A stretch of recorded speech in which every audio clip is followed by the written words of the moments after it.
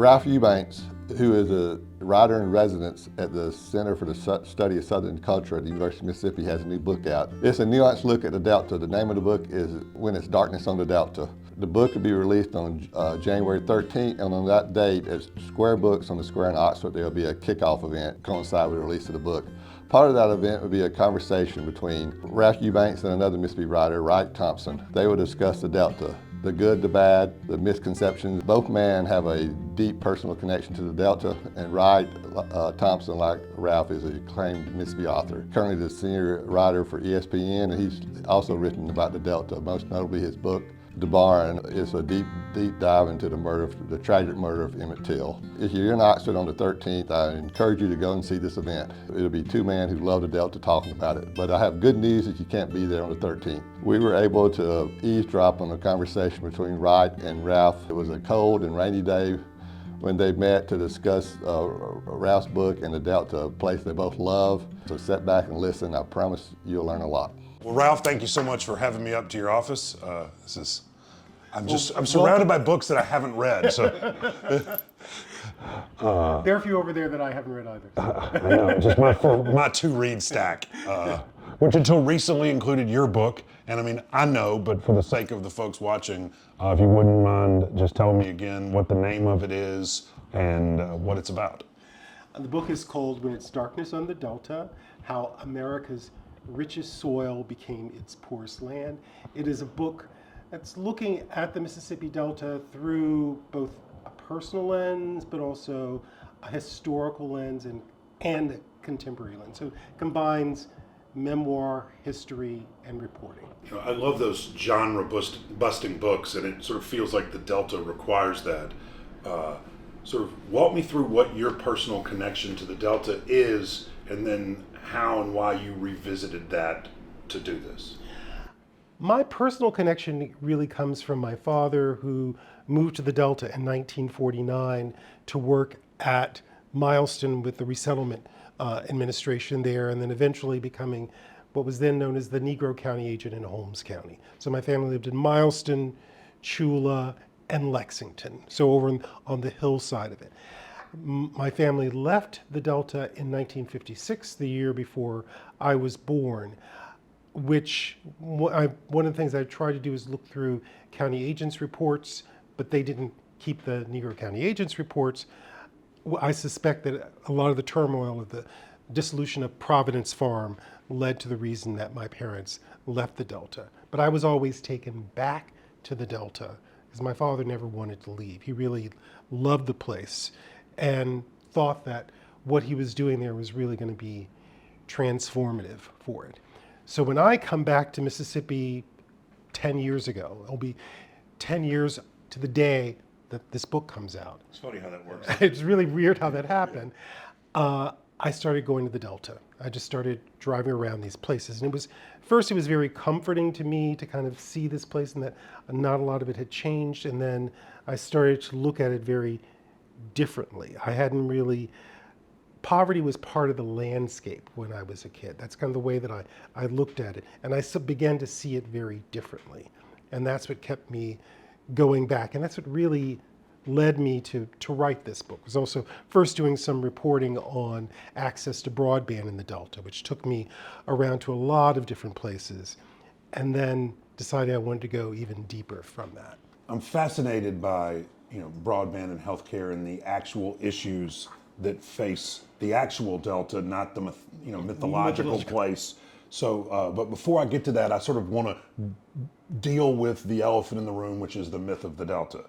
Because for so many people who are either exiled from it or whose families are from there and then have this strange relationship to it, I mean, the most enduring thing about the Delta is that it never changes.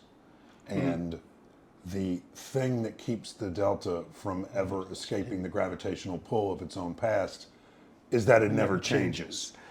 And so I'm wondering first, before we get into the specifics, which was just, I'm from there and I didn't know a lot of this stuff. I think the people who learn the most about the Delta are the people who've spent the most time in it. And that's sort of a credit to the journey of the book.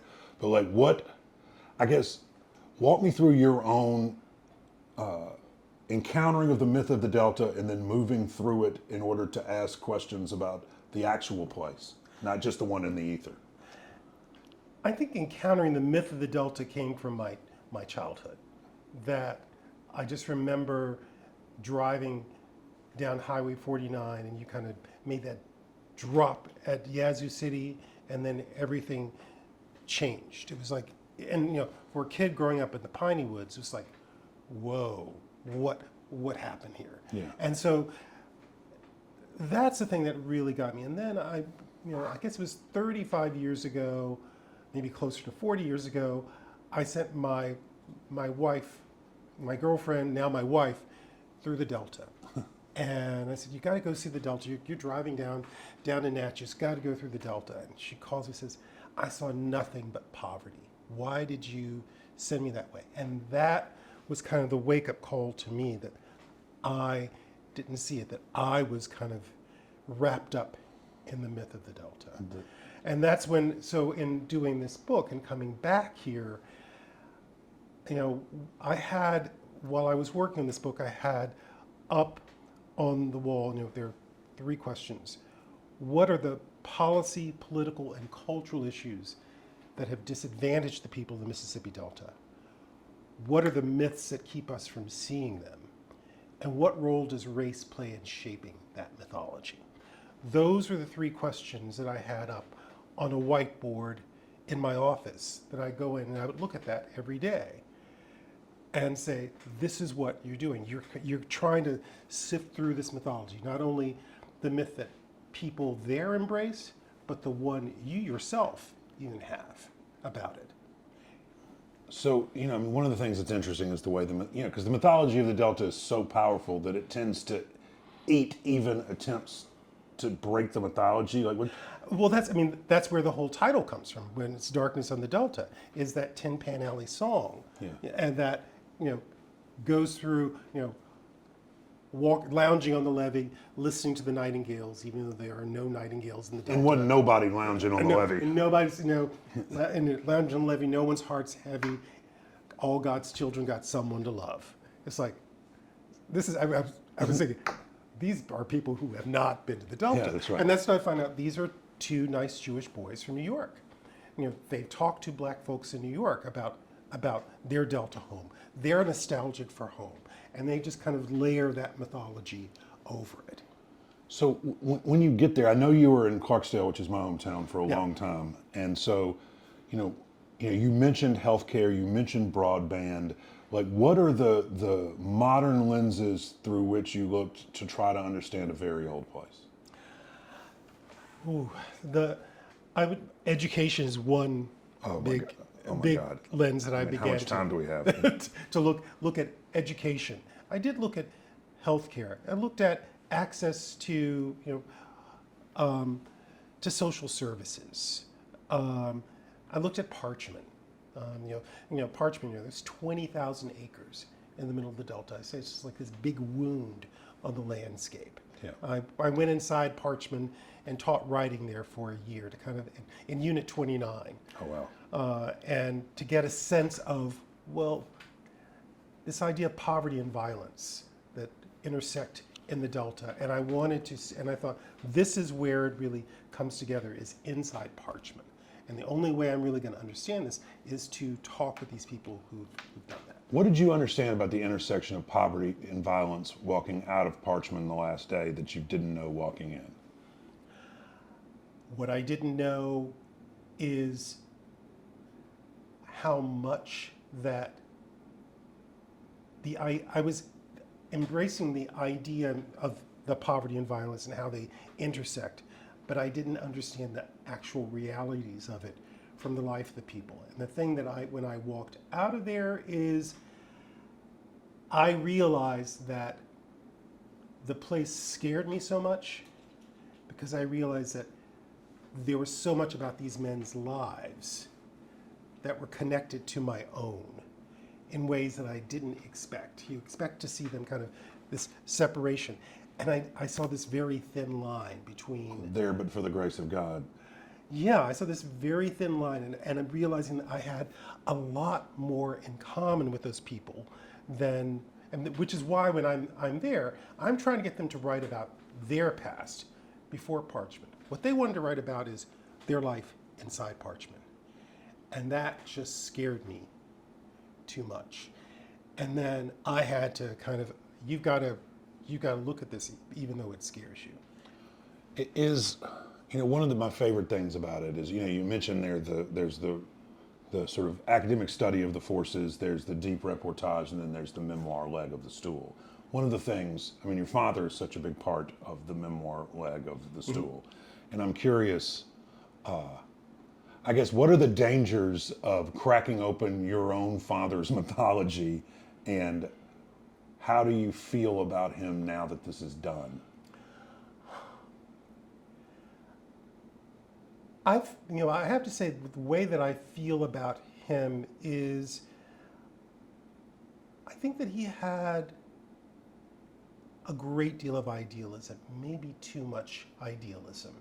If I'm going to be honest with you, he was a very idealistic person, very much a glass half full kind of person, and I wish that maybe he would have been a little more.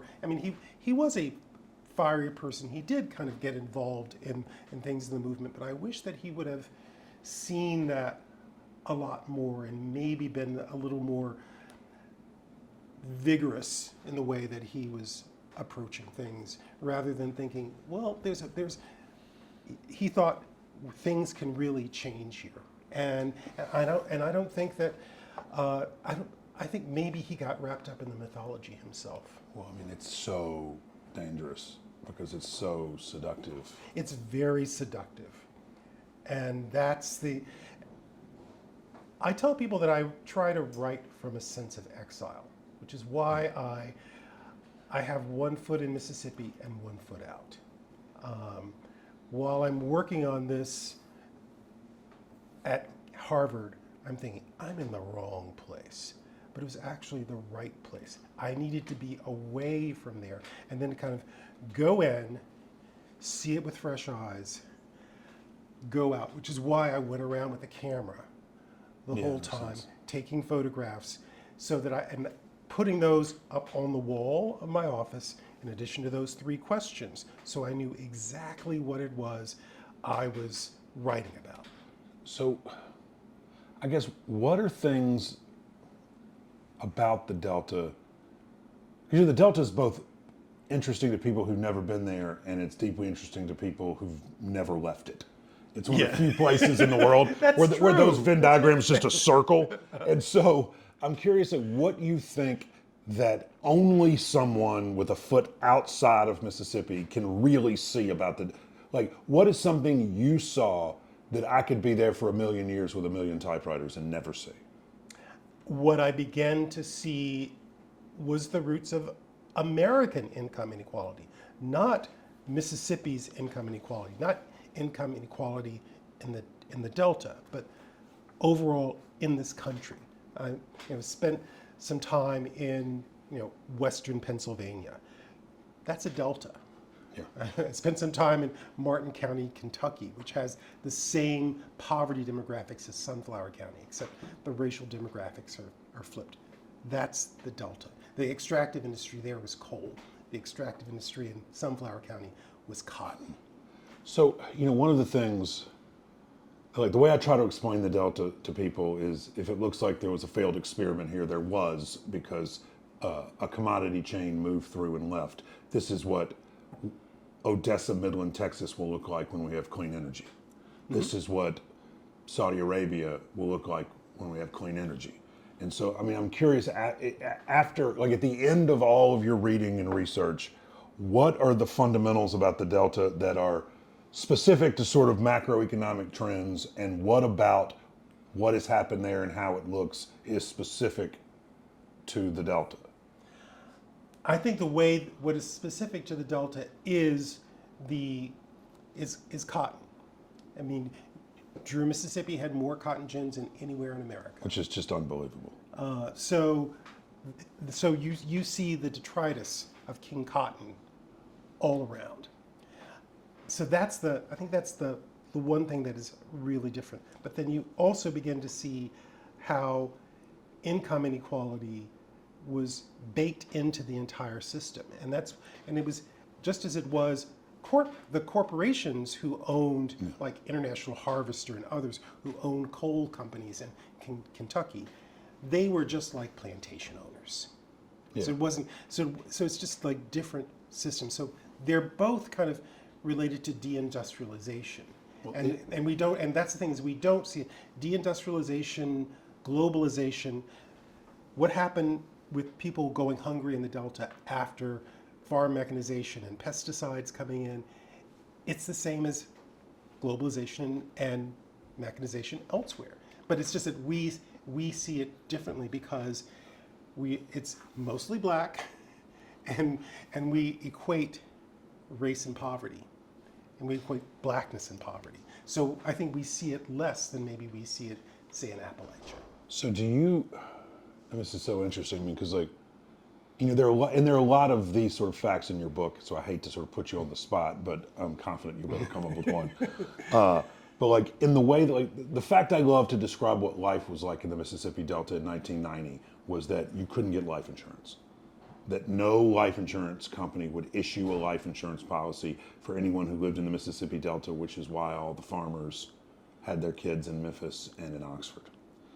And so I'm curious, like, what are a couple of things, either around education, broadband, or economy, that then in a stark way explain just how desperate the situation is there and how sort of cut off it is from the sort of the zip codes that are engaged in the arc of progress? I don't know the right way to ask it. No, I mean, I think the education is probably the best one, because I thought everybody knew the story of the segregation academies and what that did to education in the Delta. But I learned from a group of kids at the Sunflower County Freedom Project that they didn't know.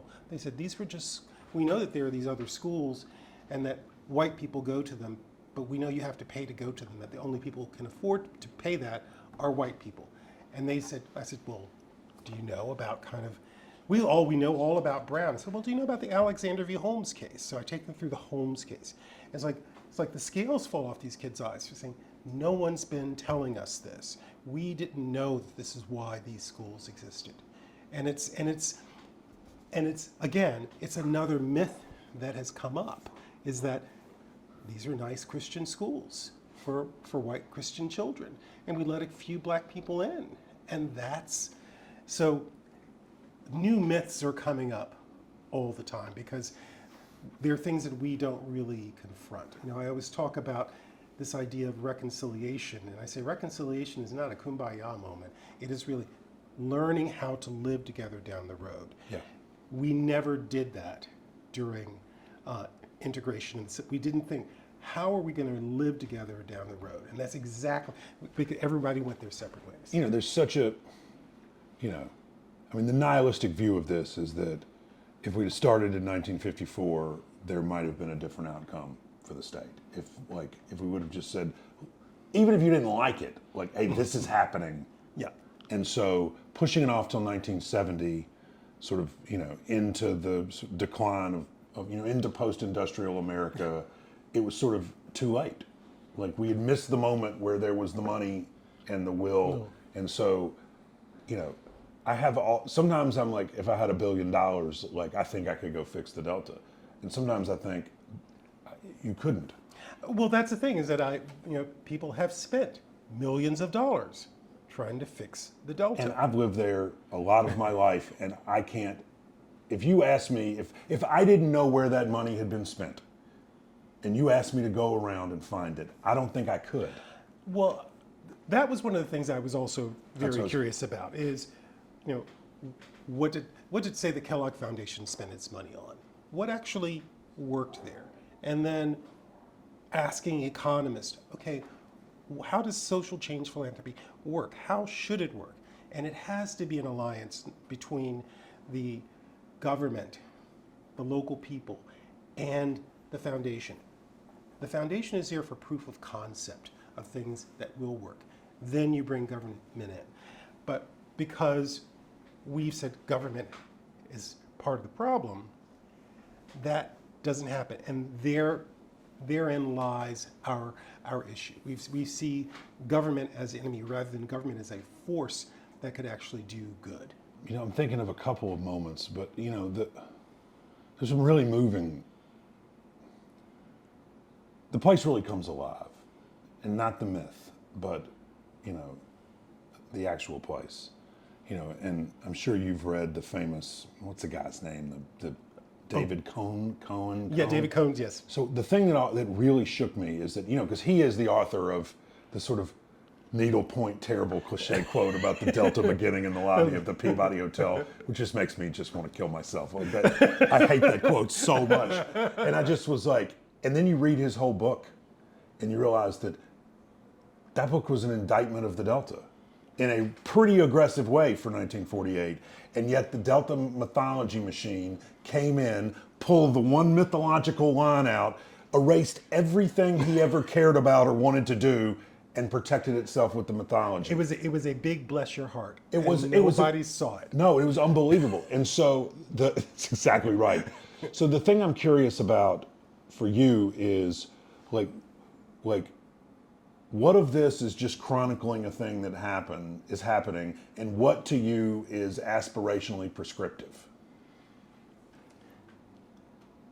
I think what is prescriptive for me, I mean, there's a lot that's aspirational. I mean, as I said, I really want to see the Delta change, but it can't change unless we begin to change the way we deal with inequality in this country.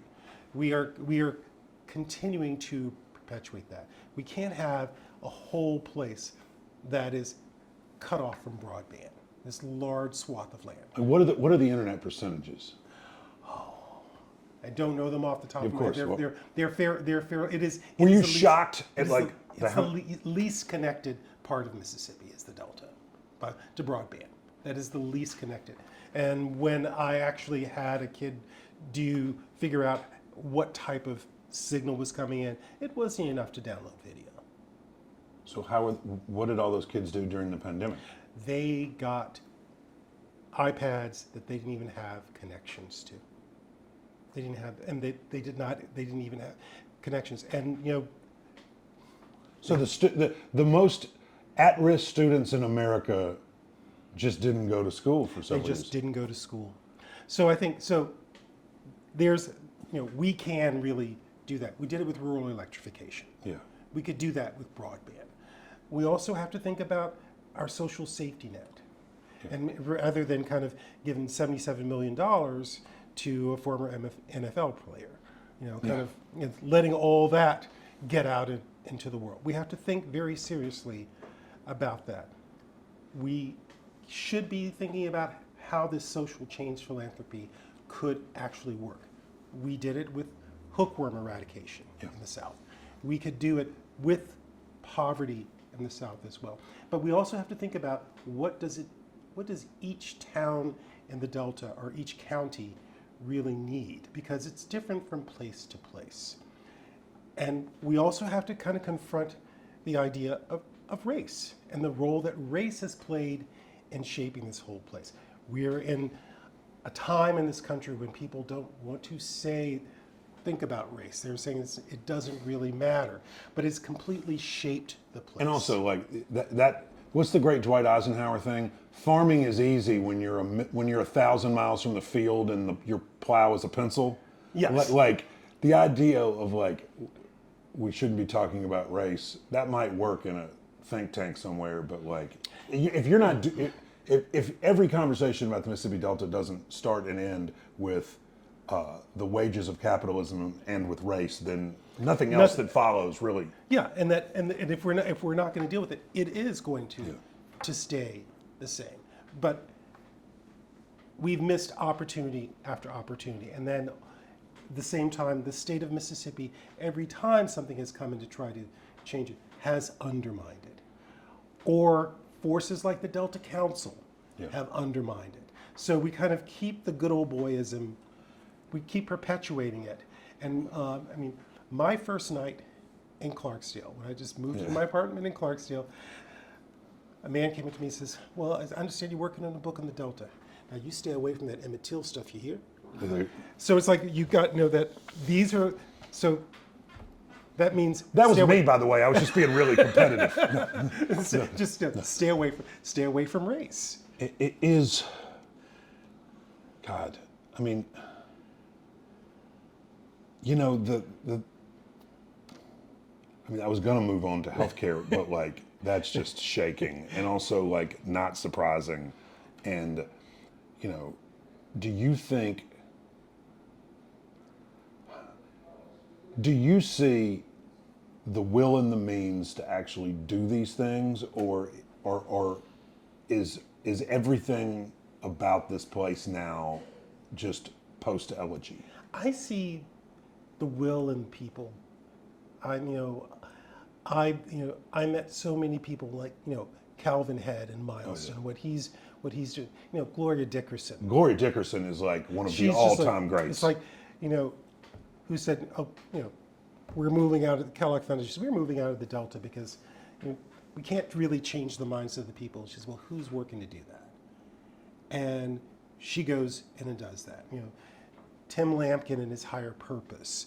I ran into so many people who have innovative ideas to kind of change the Delta. But Tim said something interesting. He said, the way that I talk about my work at Higher Purpose is I talk about bringing, entrepreneurship to the Delta. But if I talk about building a network of black businesses, people get threatened.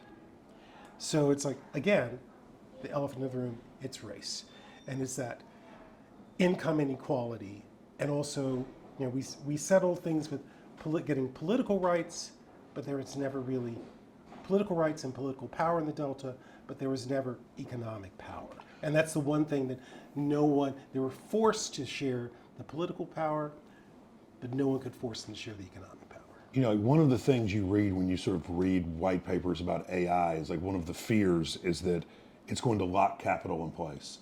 That basically at that point there really won't be much social mobility because there won't be jobs. And I think about our farm. I think we have 18 people who work it now because the tractors can't turn themselves around. And so we're probably 10 years from doing it with 4. And so the thing so in the context of the sort of unwritten future that is there will be the epilogue when, on the 10th anniversary edition of this thing, you'll have to address, but like, what do you see as the major challenges of the future, and what do you see as your best ideas to combat those? To begin to see beyond industrial farming. We have climate change going on in this country at a very rapid rate. A place that is America's breadbasket will probably not be able to grow enough food. We have very fertile land in the Delta. We should be kind of making that shift. That could actually be something that could be transformative for the Deltas. Begin to see we can't keep doing what we've been doing for so long because we've always done it. It's now it's time, as the climate has begun to change. We need to take this rich soil and use it for something. And the markets. Frankly, we're growing rice and soybeans that nobody wants because China's not buying them anymore. Right. So I think coming to, just like, a family making very serious economic shifts, I think we have to do the same thing in the Delta, but it's going to be really hard because the mythology is so strong. One of the things that got me started on this book is I get back to Mississippi. I'm in these elite spaces I never would have been invited into when I was growing up. That's here. interesting. And a politician says to me, I was talking about the Delta, and he says, well, Mississippi would rank 25th in the nation if we didn't have the Delta. And I start fact-checking that. It's like, no, that's not true. Mississippi overall is poor. It's not, the Delta is a very small percentage of Mississippi's population. So that's when I realized even we think that it is this great lodestone on the state when it's It's not. And also, if you don't have the Delta, you don't have Tennessee Williams. Sorry, Columbus. You don't have Muddy Waters. You don't have John Lee Hooker. You don't like you know. The culture of Mississippi. It is a rich cultural place. And you know, I did a book event one time in Tupelo and told them I was very grateful to be welcomed in the state of Alabama, and that didn't go over great. But like, I'm a classic Delta snob. Like, Mississippi ends in Yazoo City.